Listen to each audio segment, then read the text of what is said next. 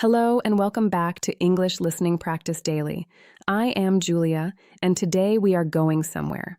Well, not literally. You are still wherever you are right now, probably on your commute or doing something around the house. But in today's episode, we are going to travel through language. We are going to explore one of the richest, most conversation-worthy topics in everyday English, which is travel and vacations. Now, today's format is a little different. Rather than just talking at you, I thought it would be useful to do something more conversational. So I am going to put myself in the hot seat and answer some common travel questions. And as I answer them, I will highlight the phrases, the vocabulary, and the natural English patterns that come up. Think of it like a self-interview. I ask myself a question. I answer it naturally. And you listen, absorb the language, and start to build up your own ability to talk about travel in English. Ready? Let us begin. First question. Julia, are you a traveler? Do you love to travel? Yes, absolutely. I would say travel is one of my great passions. I have always had this deep curiosity about other places, other ways of living, other cultures. Even as a child, I used to look at maps and wonder what it actually felt like to be in those places, what the light looked like, what the streets smelled like, what people ate for breakfast. I did not get to travel much when I was young because money was tight, which is a phrase meaning there was not much spare money available. But when I started earning my own income and had the freedom to make my own choices, travel became one of my highest priorities.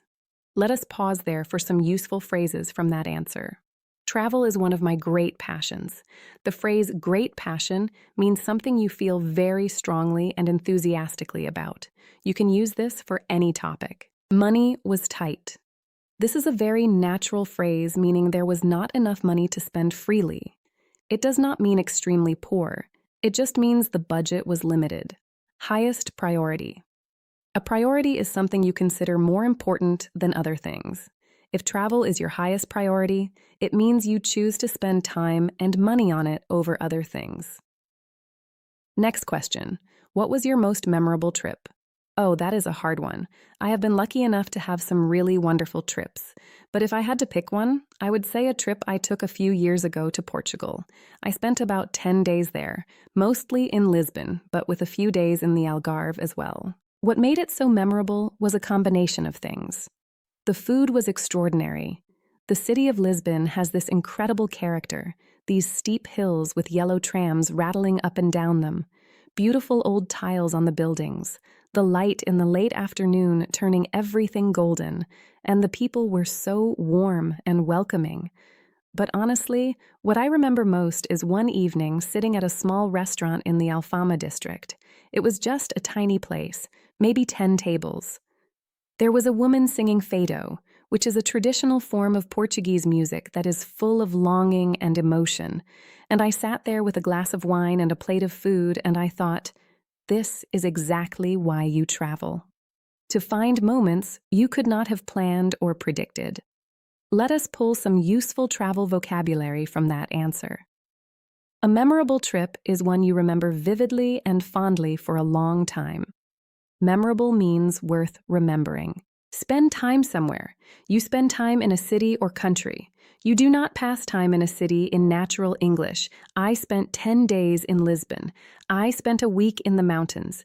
The city has an incredible character. Character used this way refers to the distinctive personality and feel of a place. A city with character feels unique and interesting rather than generic, warm and welcoming. This is how we describe people or places that make you feel comfortable, accepted, and at ease. Very common in travel conversation. Let me continue with the next question. Do you prefer to plan your trips in detail, or do you like to be spontaneous? I am somewhere in the middle, honestly. I like to have the big things sorted before I go. I always book my flights and accommodation in advance because I find that reduces stress significantly. But within the trip itself, I like to leave a lot of room for improvisation. Some of my best travel experiences have happened because I did not follow a plan. I wandered down a street I had not intended to go down and found a small market. I said yes to an invitation from someone I had just met. I missed my intended bus and ended up spending an extra few hours in a town I had not planned to linger in, and it turned out to be one of the highlights of the whole trip. I think the phrase that best describes my travel style is structured freedom. I have a framework. But inside that framework, I am very open to whatever comes. Useful phrases from that section. Have things sorted. Sorted in this context means organized and arranged. I have my accommodation sorted means I have booked my accommodation. Reduces stress significantly. Significantly means considerably, by a large amount. It is a useful adverb. Room for improvisation. Improvisation means doing things without a set plan, responding to situations as they arise. Room for something means space or opportunity for it. Highlights of the trip. A highlight is the best or most memorable part. The highlights of a trip are the moments that stand out above everything else. Next question. What is your best piece of advice for someone traveling to a new country for the first time? 3 things, if I am allowed 3. First, learn a few words in the local language. Even just hello, thank you, and excuse me. Even if your pronunciation is imperfect, the effort is noticed and appreciated. It signals respect. It says, I see you, I am in your country, I am trying. People respond to that so warmly. Second, resist the urge to fill every hour. Overscheduling a trip is one of the biggest travel mistakes. You end up rushing from one tourist attraction to the next, ticking things off a list, but you never actually settle into a place. Give yourself slow mornings. Sit in a cafe for an hour and just watch the world go by. Walk without a destination. The empty spaces in a schedule are where the real travel happens. Third, eat where the locals eat. Not necessarily the most famous restaurants or the places that appear at the top of every travel website. Find the small neighborhood places where the menu is handwritten and the tables are full of local people. That is where you will eat the most genuine food and have the most interesting conversations. Useful phrases from that section. The effort is noticed and appreciated. A natural way of saying that people recognize and value the fact that you tried, even if the result was imperfect. Resist the urge to do something. This phrase means to stop yourself from doing something you feel tempted to do. Resist the urge to overplan. Resist the urge to check your phone constantly, ticking things off a list. To tick something off a list means to mark it as completed. The phrase is often used slightly negatively to describe the experience of rushing through attractions without truly engaging with them. Settle into a place.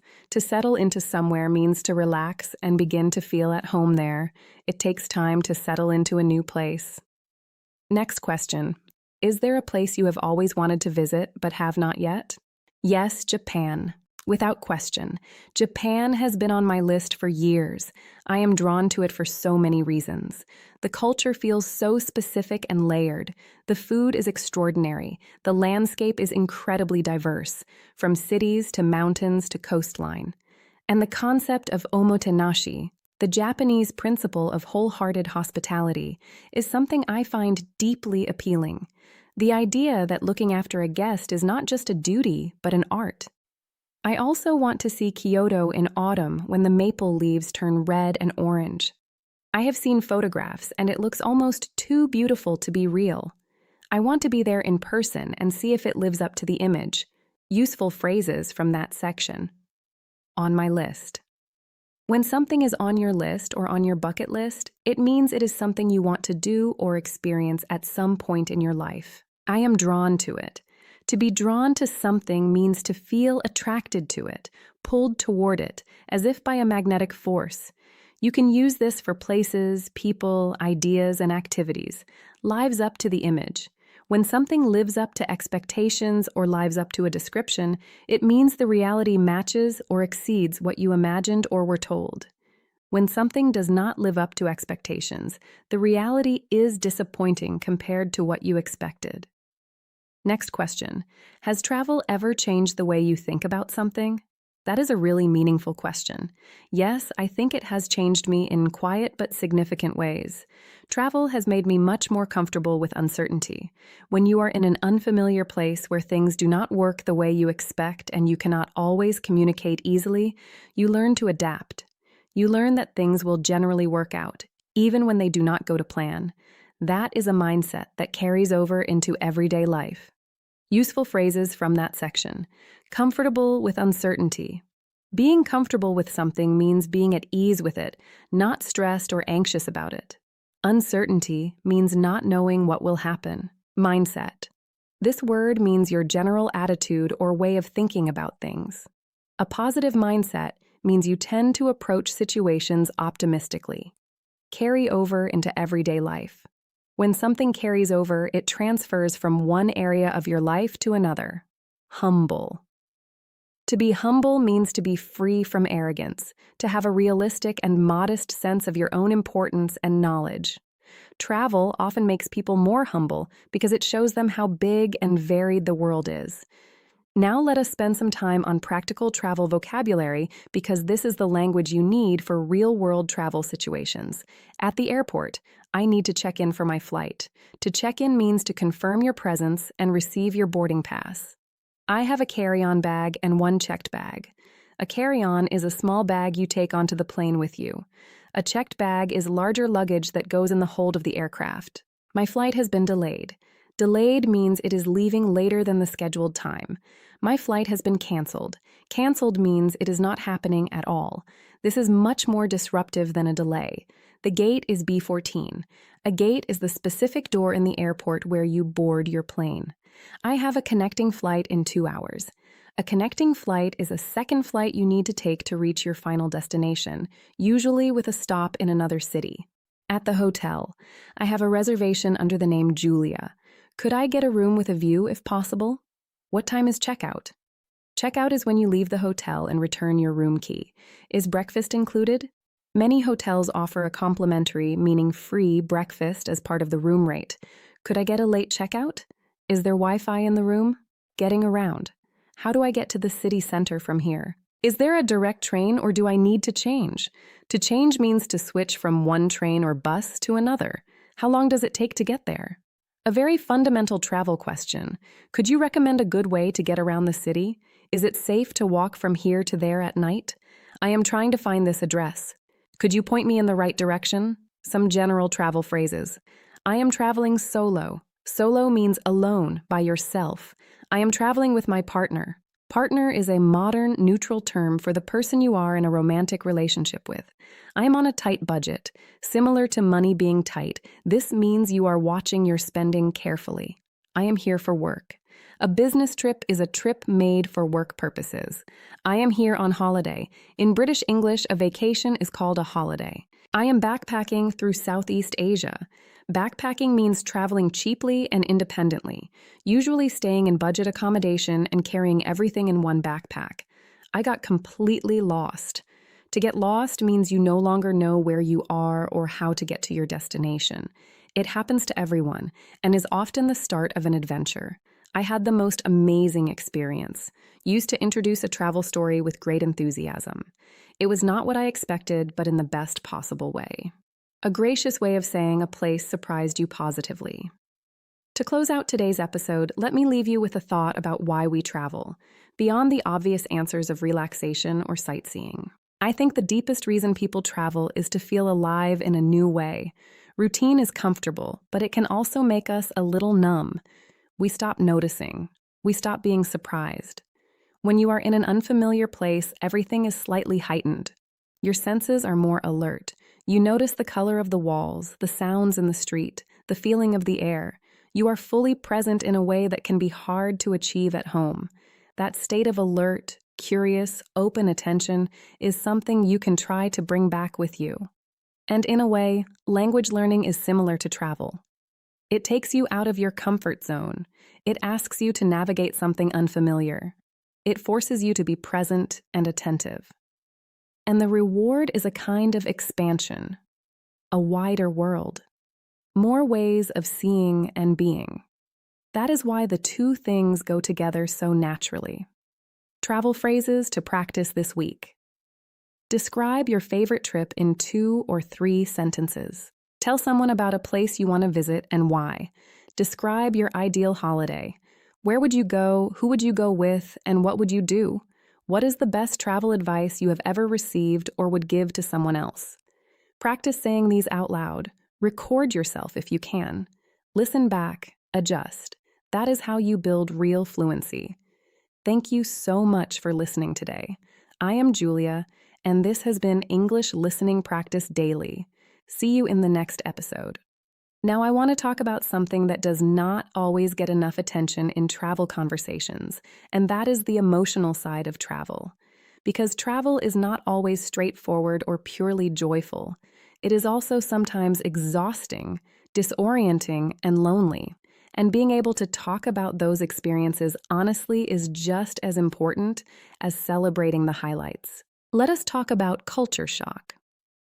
Culture shock is the feeling of disorientation, confusion, and sometimes distress that people experience when they spend time in a country or culture very different from their own. It is a completely normal response to being immersed in unfamiliar customs, values, social norms, and environments. Culture shock often happens in stages. First, there is a honeymoon phase, when everything feels exciting and new and wonderful.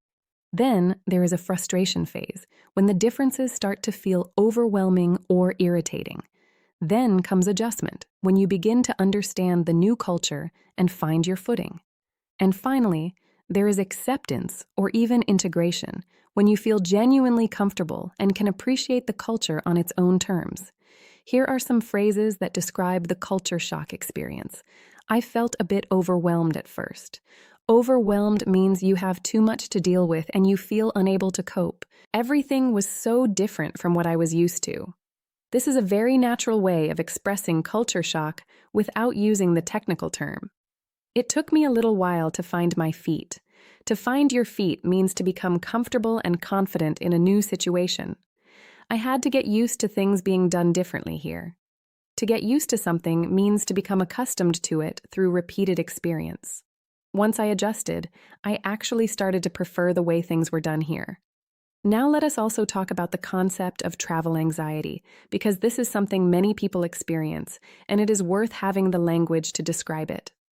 I get quite nervous before a big trip. Nervous means anxious or worried.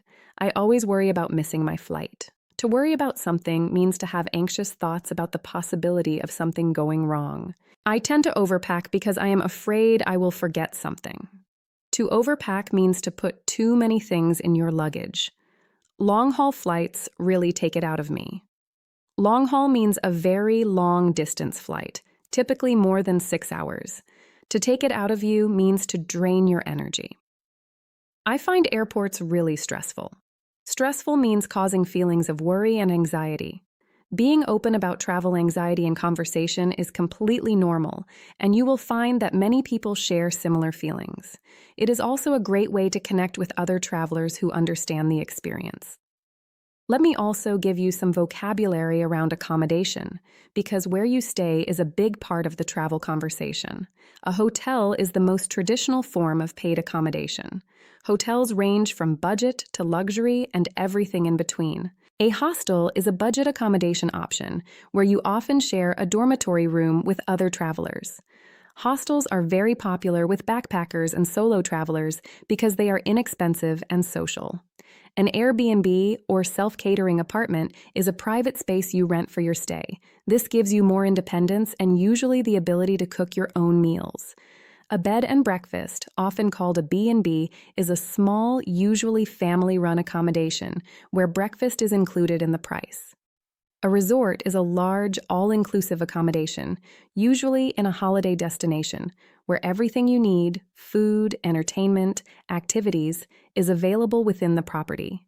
Camping is staying outdoors in a tent. Some people love this as a way of getting close to nature.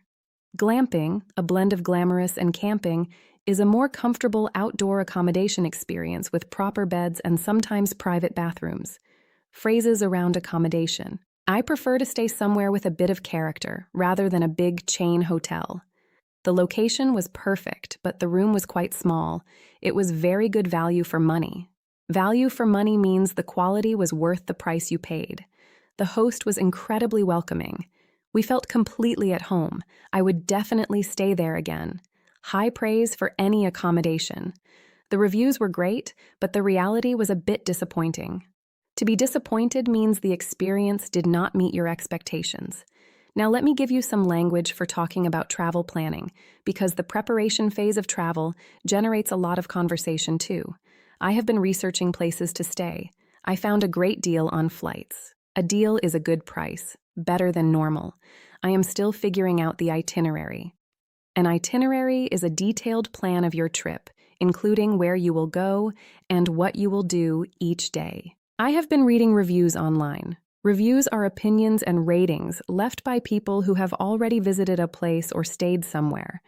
I am trying to decide between two options, a very natural phrase for expressing that you have not made a final decision yet. I booked everything last minute. Last minute means very close to the date, with little time to spare. I like to plan everything well in advance. In advance means before the event, with plenty of time. And a few phrases for when you come home from a trip. I am still on a travel high. A travel high is the feeling of excitement and happiness that lingers after a good trip. Coming back to reality is always a little hard. I have so many photos to sort through. I am already planning my next trip. I think I left part of my heart there. A poetic way of saying you fell in love with a place and did not want to leave. It gave me a whole new perspective on things. A perspective is a particular way of seeing or understanding something. Travel broadens your perspective means it gives you a wider, more open way of seeing the world. Whether you are a frequent traveler, an occasional holidaymaker, or someone who is planning their very first trip abroad, the ability to talk about travel in English will serve you in countless situations. Travel is one of the most universal conversation topics. It builds connection. It reveals personality. It is a topic where you can share enthusiasm, tell stories, ask questions, and genuinely connect with people from all walks of life. So practice your travel vocabulary. Share your stories. Ask people about their trips. And when you are ready, book that ticket.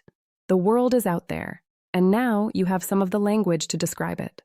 Thank you for listening. I am Julia. This is English Listening Practice Daily. Until next time, safe travels. One more thing I want to add before we truly close this episode, and that is some thoughts on responsible travel, because this is a topic that comes up more and more in travel conversations, and it is useful to have the language for it. Responsible travel, also called sustainable travel or ethical travel, means making choices that minimize the negative impact of your presence in a place and maximize the positive impact on local communities and environments. Here are some phrases and concepts in this space. Overtourism is a word that has become increasingly important in travel discourse. Overtourism happens when so many tourists visit a place that it damages the local environment, the quality of life for residents, or the very character of the destination that made it attractive in the first place. Venice, Barcelona, and Bali are often cited as examples of places that have struggled with overtourism. Choosing to visit less well-known destinations or to travel in quieter seasons is one way of addressing this issue. Supporting local businesses means choosing to eat at local restaurants rather than international chains, buying souvenirs from local artisans rather than factory-made imports, staying in locally owned accommodation rather than large international hotel groups. When you support local businesses, more of your travel spending stays in the local economy. Leaving no trace is a principle originally from outdoor and wilderness travel that has broader application. It means leaving a place exactly as you found it, not littering, not damaging natural environments, not taking things that belong to the landscape or the culture. Being a respectful guest means learning about local customs and norms before you visit, dressing appropriately, asking before you photograph people, and generally behaving in a way that acknowledges you are a visitor in someone else's home. These are not things that make travel less enjoyable. In fact, many travelers find that traveling more thoughtfully and slowly, engaging more deeply with local culture rather than rushing from attraction to attraction, is actually more rewarding. Here are some phrases you might use in conversation around this topic. I try to travel in a way that is respectful to the local community. I prefer to stay off the beaten track. Off the beaten track means away from the most popular tourist areas, in less visited and more authentic places. I like to slow travel, spending more time in fewer places rather than rushing through as many countries as possible. I always try to learn a bit of the local culture before I visit. I feel like it is important to give back to the places you visit. These phrases are very natural in modern travel conversation, especially among people who have traveled widely and thought carefully about their impact. Now you are truly equipped for travel conversations in English, from planning to packing, from arriving to exploring, from the highlights to the culture shock, from practical airport language to thoughtful reflections on the experience. You have a rich toolkit now. Use it. And remember, every time you practice talking about your own travel experiences in English, you are building the fluency that will carry you through real conversations with real people all over the world. That is the whole point. Thank you for listening today. I am Julia. This is English Listening Practice Daily. See you next time.